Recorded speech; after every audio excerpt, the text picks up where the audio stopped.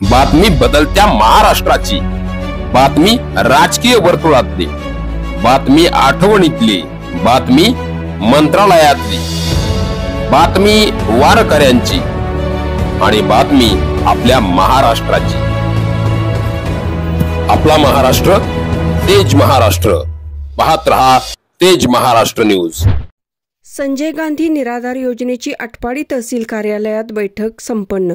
आटपाडीचे प्रभारी तहसीलदार तथा संजय गांधी योजनेचे अध्यक्ष श्री मनोज कुमार ऐतवडे यांच्या अध्यक्षतेखाली 23 डिसेंबर 2024 रोजी संजय गांधी शाखा तहसील कार्यालय आटपाडी येथे बैठक संपन्न झाली। बैठकीला एकूण 45 प्रकरणे ठेवण्यात आली होती।